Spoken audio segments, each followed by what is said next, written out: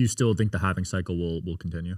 Yeah, I mean, we just had the one in April. I was on Bloomberg the day of the halving, and I think Bitcoin was $40,000 at that moment in time. That was about a year and a half ago now. Yeah. And look where we're at. Now, the big question is, I think we're going to get this September should be interesting. September is traditionally not the strongest for all financial vehicles, including cryptocurrency. It's one of our historically worst months. But we just came off of, I think we did solid for this August, which was a great August.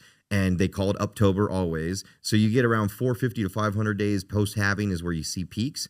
I think the conversation is, are we past the traditional cycle, and is there a potential for a super cycle? Because every other cycle before was mostly, I call Bitcoin and crypto the people's currency. This was retail driven. It's you guys like you and me that are saying, and I love that about it, by the way, because it's a grassroots concept. And now you got the institutions here. You've got billions. The fastest growing to 80 to 100 billion ETF ever was the IBIT ETF.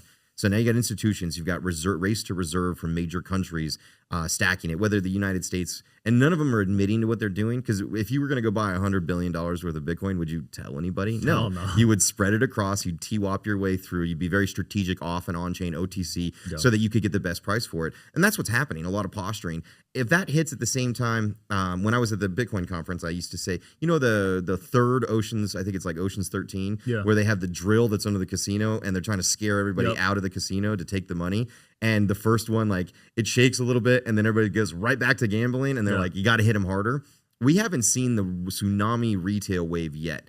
This 120, 124, people are like, well, it's kind of been over 100 for years. It goes back and down. Even just in the last week, people were like, oh, it's a doom. We're back below. We went from 124. We're at 108. Oh, it's over. We're going back to 80. Now we're, but I think it's got to get to like 135, 145. And then that FOMO is going to happen again. And that could, I said on April, where I was on, I can't remember, CNBC or somewhere. And I hardly ever make predictions because my compliance team kills me when I do it. I said, I think we hit 180K this year. And this was in April when Bitcoin was at 76,000.